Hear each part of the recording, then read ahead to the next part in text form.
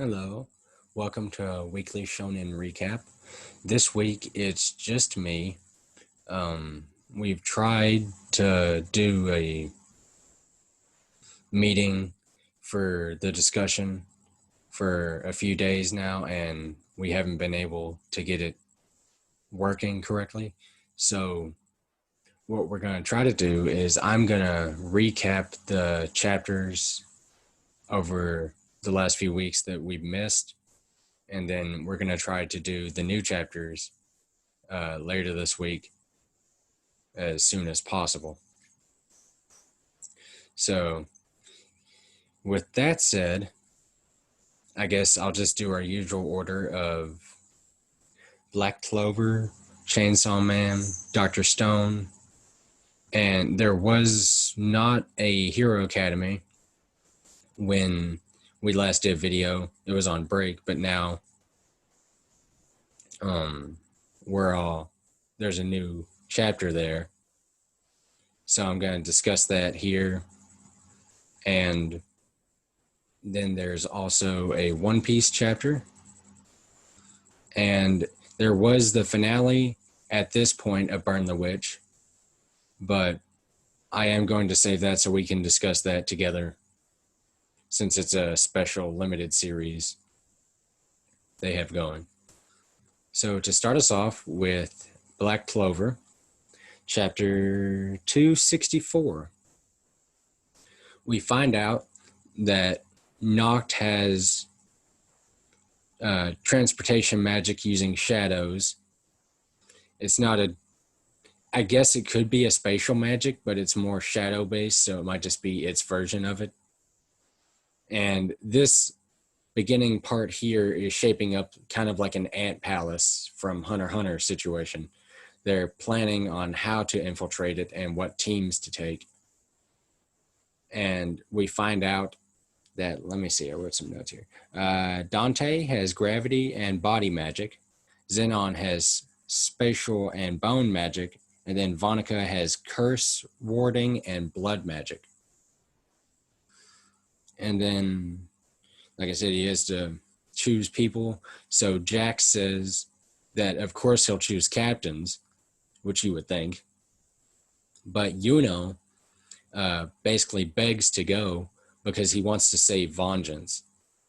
He was still awake when the Golden Dawn headquarters was getting taken over or getting destroyed. And he saw how Vengeance went to protect him and the rest of his squad mates. And that ended up making Vengeance lose. It's a lot like the Wizard King situation, except it didn't end in death yet. But so he wants to avenge him and prove that the Golden Dawn still has standing. He says that the Golden Dawn is the strongest squad, and he wants to be able to prove it and get back his honor from getting beaten so badly. And then Jack says, wait, let me see here. Let's see. Noct actually reveals that Yuno had a visitor who was that servant of his from the Spade Kingdom, apparently, from what that guy says. And so no one knew this but Noct and Yuno. Like Asta didn't know, none of the captains knew. And then Yuno reveals from that he may be a Spade Prince. They haven't gone into that yet, but he may be a Spade Prince. And Nozel thinks that might explain his magic capabilities since he's royalty. And then, let's see. Yuno wants to use that one visitor to learn the layout of the castle because he should know it after having worked there for those years. So he thinks they can use him. Again, like the ant, but I don't mean to keep comparing it to the Ant Palace, but it's there. And then Jack starts to wonder why they should even trust him if he's supposedly a spade prince. And this is actually where the part with Vengeance comes in, because Yuno knows that they still don't trust Vengeance after he let himself get taken over by the elves a few arcs ago. And he goes into his whole story about how he saw Vengeance protect them and he wants to save them at this point. And then he goes into that. And then we see Belle is just sitting there storing magic, getting ready for the big fight against the Dark Triad and the Spade Kingdom itself. And then we find out they're departing in 2 days. And then we hear about the Heart Kingdom's attack, and then Asta gets nervous because he doesn't know, well, nobody knows about what happened to everybody in that attack. And then it cuts away to Noelle waking up. She's in some kind of forest, and we see the Eye of the Midnight Sun, or former Eye of the Midnight Sun members all around her, with I think it was Fauna, and then Patri, and then I cannot remember the other two. I feel bad. The Despair one, and then the Copycat. I wish I could remember their names, but I can't off the top of my head right now. But that's how that chapter ends. It was kind of a short one. It was only 15 pages. So that was, it was a good one, though. It's a good setup chapter. We get some solid motivation on Yuno. It fixes him up from, in my opinion, because he just kind of seemed kind of mopey for no reason. But now it's just like, you see, it's kind of more of a quiet determination, it feels like. So this is a good chapter this week. But we'll move on to Chainsaw Man at this point with chapters 84 and 85. So we missed 2 there. But here we go. It'll be interesting. 84 especially was pretty crazy. And then 85 was more of a calm before the storm kind of feeling chapter. It was kind of going back to the weird comedy at the beginning part of the series, which I enjoy, but we'll get into that when we get there. But with 84, one of the members of the attack squad is still alive and gives Hell, the Hell Demon, or Hell Devil, sorry, more blood. And he tells him he can't die until his job is done, which that was great. It's like these people want to kill Makima so bad. It is insane. But he gives him more blood, and then we see the hand from the introduction of the Hell Devil come down and pick up Denji while he's just standing there. And it just disappears for a while. And then we see Makima. It goes back to her, and she's back up, and she's fine, completely okay, just standing there. Kishibe's got a gun pointed at her.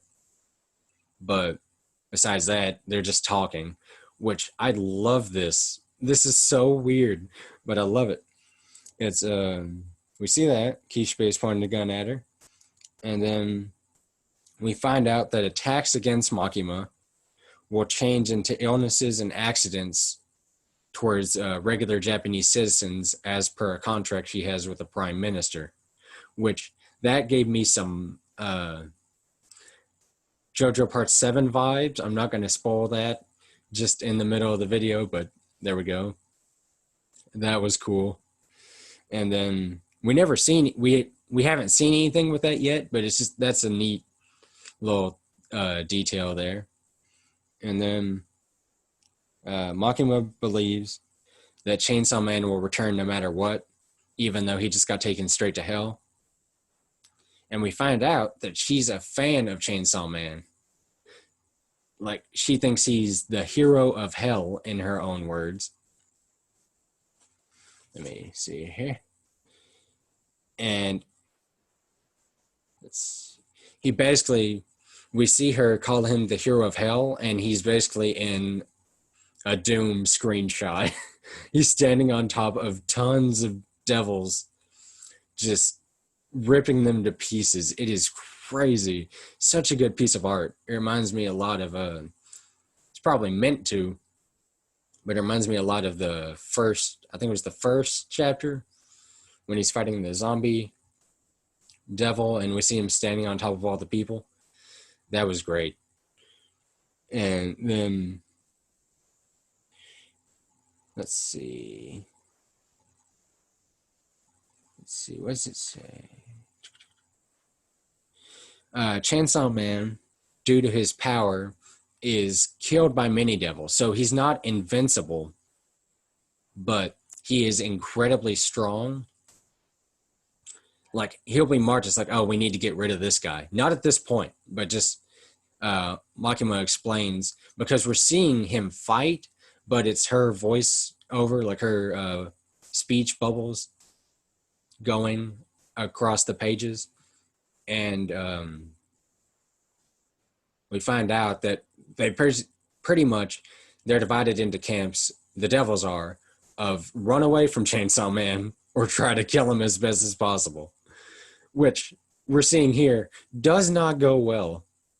But let's see, he is kind of a hero. He's a kind of demented hero. If you call for help from Chainsaw Man, he'll come to you to help you, but he will also kill you. So if you're getting attacked by devils, he'll kill the devils and then kill you for asking for help. Which, let's see, he'll come back again and again. Even if you kill him, he'll just come right back, do it again, and then just keep going by just revving his engine all the time, which makes the lines about the devil, all devils fear, make a lot more sense now. It's just he can keep coming back and he'll just tear you up, really. It's so cool. And then, like I said, some devils run, some attack. And then we find out this very interesting tidbit. The devils that Chainsaw Man eats are wiped from existence. So Makima specifically brings up World War II and the Holocaust. But Kishibe has no idea what the Holocaust is. He doesn't even know what Nazis are when Makima brings up World War II. So there are some insane possibilities with what's going on here. And then she tells Kishibe that they're erased from the past, the present, and the memories of everyone that's ever heard of them. And even Makima is affected by this. She remembers some things, but there's a lot of things even she's starting to forget from just how many devils have been eaten.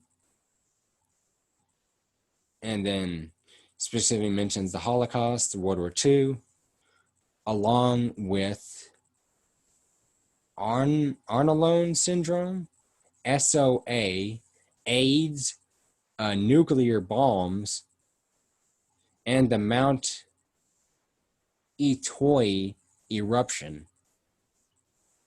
But Makima can still remember some of these things, but not all of them.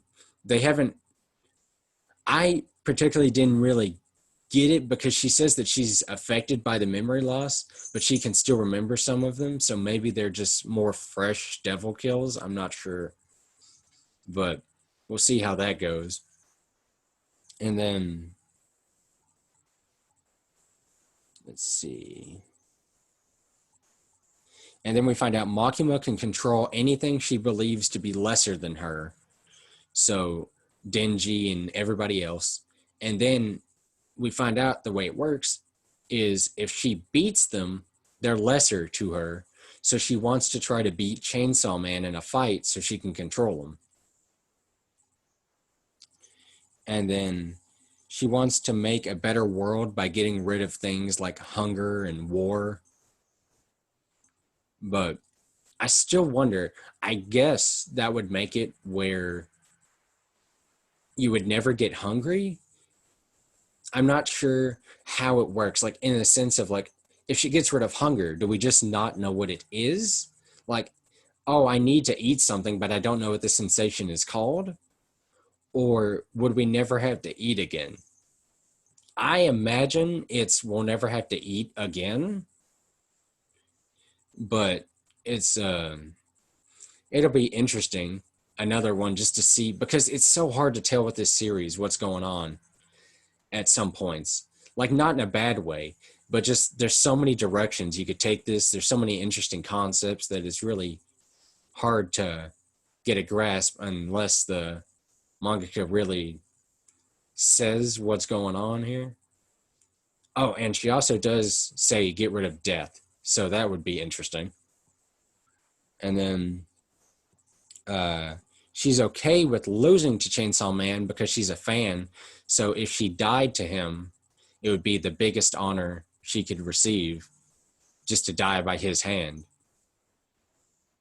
And then we see Chainsaw Man,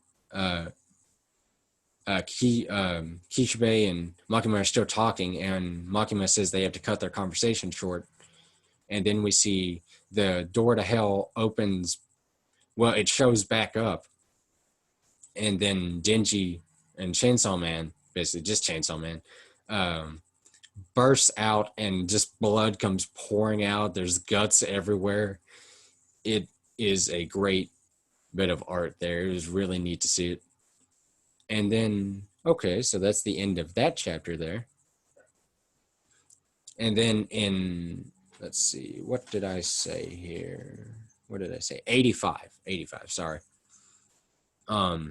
It's more of a weird joke chapter, but it starts off with Denji and Maki, or I'll call him Denji. Denji and Makima fight. I know it's Chainsaw Man, but I'm just gonna call him Denji because it keeps slipping out of my mouth every time I say it. So Denji and Makima fight, which is not really a fight because Denji just like does like he did to the Hell Devil and just cuts her into pieces immediately, and then he leaves.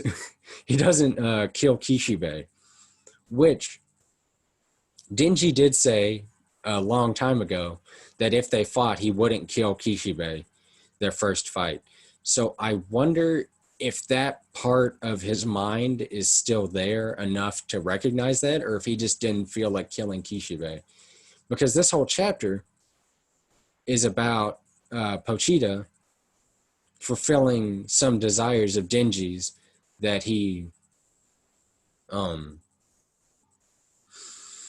remembers him saying when he was younger. So he says, we see Denji say that he wants a burger that's not rotten, with meat that's not rotten, which that's gross, but it just hammers home how poor this poor kid's life was. But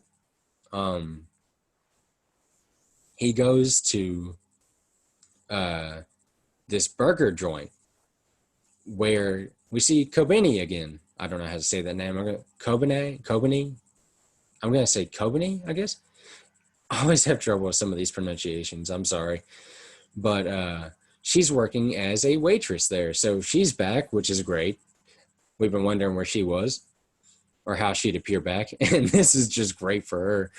But we see her other coworkers kind of teasing her. And then she says, help me or save me. And then she looks up and Chainsaw Man is standing there. I'm going to switch between those two, and I'm sorry. I just said I was going to call him Denji, but it just kind of, it depends how the sentence is going at that point. But we look up, we see the panel, and he just killed that guy. Just kind of showed up, and he's there. And he starts everybody's freaking out because this devil is especially terrifying looking. And he's just kind of standing there, just kind of chilling. And we see him take a table and he's trying to talk. It's funny. It's like vago, vago. Like he can't talk. He can't speak English. Sorry. Getting stuck in my own words there. I can't speak English. But we see him sit down and he wants the burger, but nobody knows what he's talking about because they can't understand him. So we see this little jingle throughout the chapter that they do, just like their little, like their little slogan, like best burgers in the world kind of thing. And what's funny is every single time they do it, there's one less person. Like we get the whole group in the first time, and then like somebody dies in the second one, somebody dies in the third one, so it's just like nothing. So it's like a really weird dark comedy chapter, this one, besides the beginning part. And it's great because they make Kobani deliver the burger to him because they're like, oh, I don't want to die. Might as well be her, I guess. And she keeps tripping every time. Like they make the burger and she keeps tripping. Like the first time she trips in her own shoes and just throws it all over his face by accident. And he's just kind of sitting there with a bit of with just like food on him. And so they freak out and they're screaming because they think he'll do something. And he does kill more people, which is always, that's something. He does not care. And then we see them trying again and failing again. And that's pretty much where this chapter stops. Kobane she trips again, and it ends with showing Chainsaw Man with just food all over his chainsaws. Like there's a tomato slice stuck to one of his chainsaws. And that's how this chapter ends. Just kind of like, what's going to happen now kind of chapter. And like I said at the beginning, we'll try to discuss this with the newest chapters later in the week when we hopefully get that video done. But yeah, that's the end of that chapter there. That one will be fun to see how that goes. And then, so we'll start Dr. Stone here. Give me just a second to look at my stuff here. We're doing 165 and 166. So with 165, they call it jinking or jinx, but with a K. But Stanley's doing that. He's just constantly moving his plane to avoid the bombs. Or no. I'm thinking of something else. I'm sorry. He jinx. He just constantly moves the plane to avoid the gunshot, so they can't get a clear shot on him to shoot him. And then everybody's just watching and hoping they don't mess it up, because if they mess it up and they either miss their shot or get taken out of the sky, then everybody there is just sitting ducks the whole time while they're stuck on the boat. But Matsukaze is watching the water the whole time because he thinks, okay, if we're watching the air, they can do anything from the water because we're not paying attention. So he's watching the water the whole time, and we see that Zeno brought a submarine, which is most likely what they were working on. It seems kind of weird that it was just a submarine, but here we are, I guess. But we see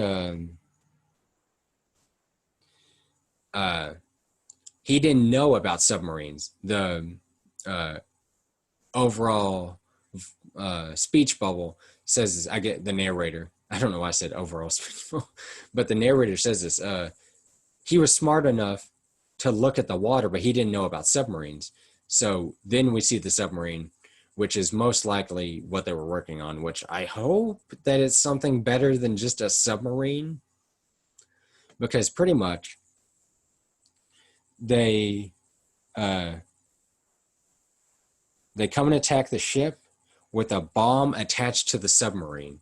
Like they blow up a section of it to get a big surprise attack, and then all his big gruntmen, including the big lady, who's, if they've said her name, I'm sorry, I can't remember it, but they take over the ship, no problem. This whole time. Like they take it over real quick. And then we cut back to the air battle after that, and it's Senku and Senku and them going up above the clouds to get above Stanley, or going up above Stanley, because he's a traditional pilot, whereas they're just making up rules as they go because it's the Stone World laws, so they can just make whatever they want to be the rules, and he's more of a standard traditional rule follower, so he didn't expect them to do something like that.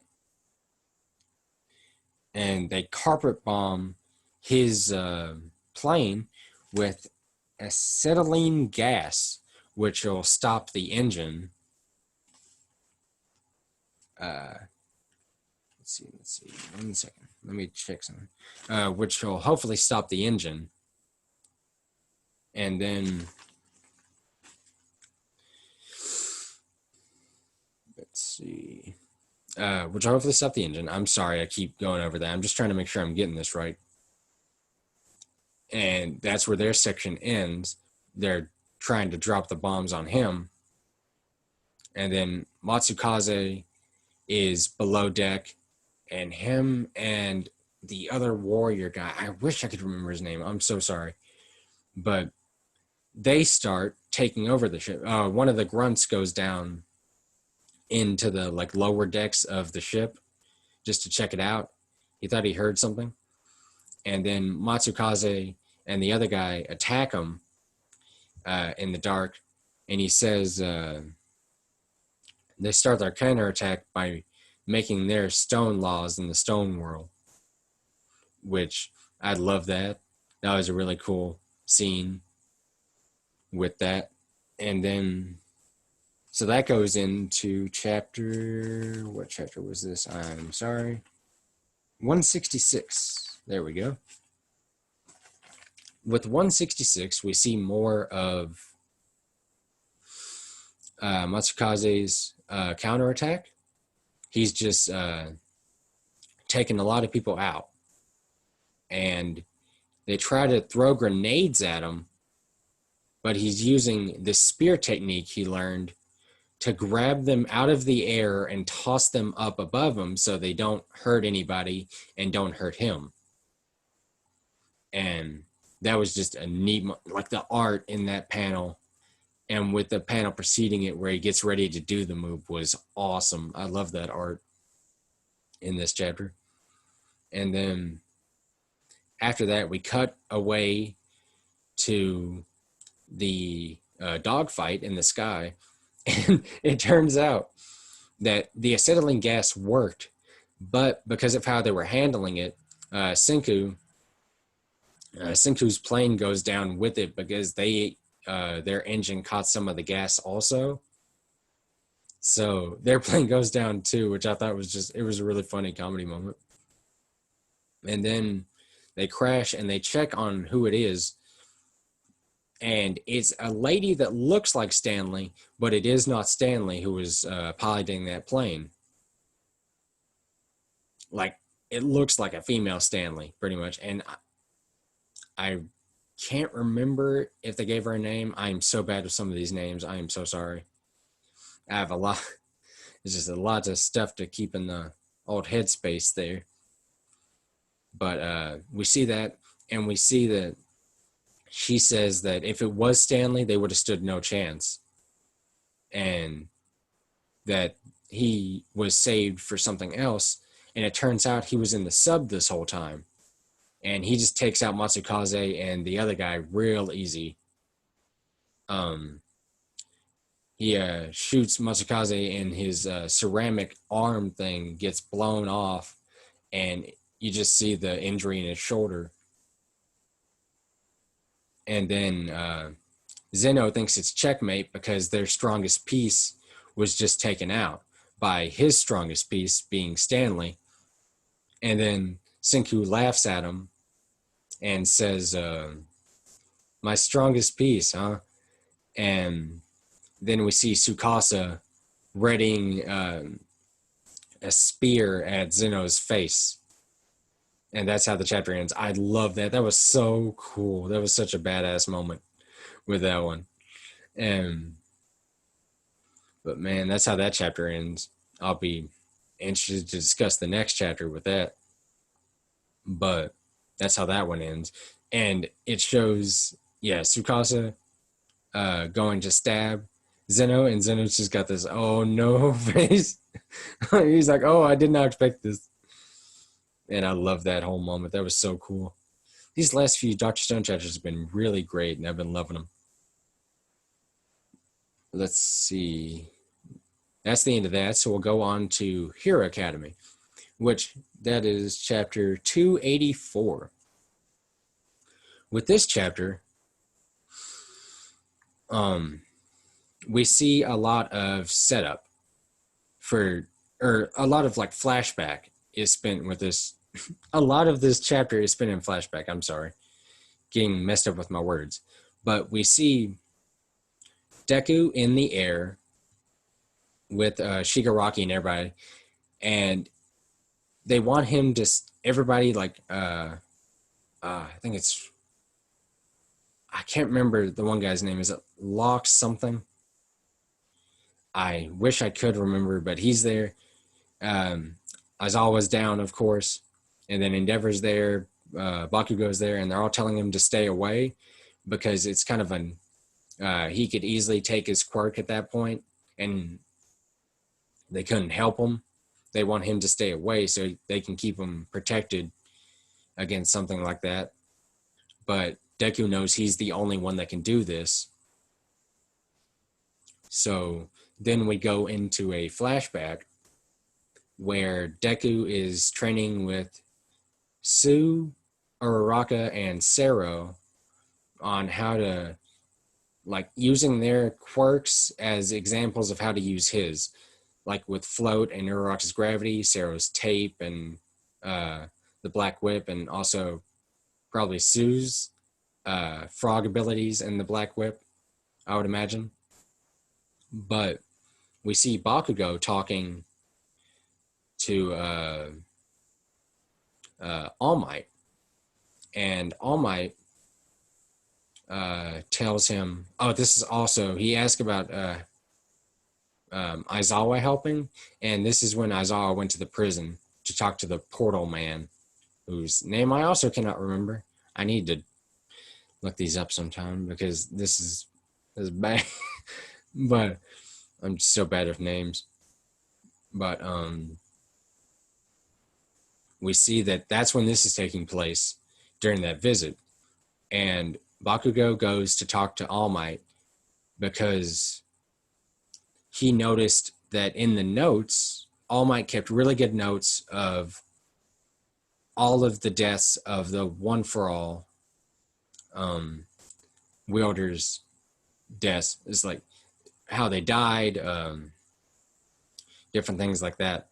But there was barely information on the fourth user. And he asked if All Might's hiding something from him, and he doesn't. All Might says that he doesn't know. Like, he's still looking into it. And then Bakugo says that at some point, other people are going to figure it out about All Might and Izuku's powers. Because just how many he's showing is like somebody's going to get some idea. And All Might says they've been careful to keep it to just Black Whip, or not just Black Whip, but just keep the level of powers kind of on the down low so that nobody's getting too suspicious.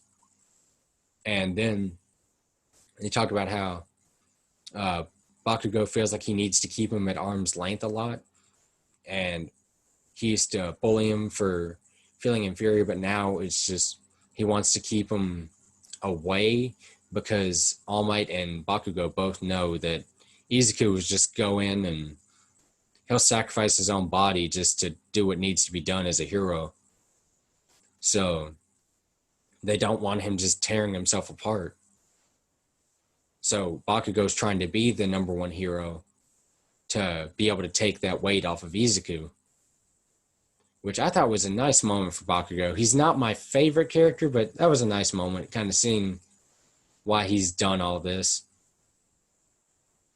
But then we cut back to the present in the middle of the fight, and Izuku's thinking that it's like he has to end it here and now, no matter what happens. So he puts as much power as he can into a punch and just smashes Todoroki right in the face with a punch, and that's how the chapter ends. So his arms are probably going to be busted because we saw the whole thing with the doctor about having only a few more times with his arms at all before he basically loses them, and he is putting his all into these attacks. So he's doing not so well at the moment, but he knows he has to beat him. Like, if they don't beat him, it's only going to get worse, which makes me nervous because we know Shigaraki's going to get away. So how is this going to affect Izuku with the whole injuries? And just to see how it goes from here will be really interesting. But that's the chapter for that one. And then with One Piece, we're doing just 990 this week, or for this video. And it was a good one. It's Sasuke talks about revenge against Kiyoshiro with this one. And then, what does this say? Oh, and then we cut away to, he's talking with, Sasuke talks about revenge against Kiyoshiro, and then we cut to Kaido fighting the Beastman, and he's just taking out a ton of the lower ones. The main samurai group is still there, still putting up a fight as much as they can, but Kaido's taking out a lot of their lower beastmen. And then Kinemon gets ready to fight, but Dog and Catman stop him and say that he's their fight, which I'm excited to see how that goes, because we've been waiting for these last few chapters, to see how they fight with their Sulong forms. So that'll be interesting. And then we see, oh man, I wrote this. Oh man, I wish I could see this. It's Queen and King are talking about, we cut to King and Queen talking about the camp breakout, and then King calls the Toby Ropo, because they're talking about how, like, oh, all these people came from the excavation camp, like, how did this happen?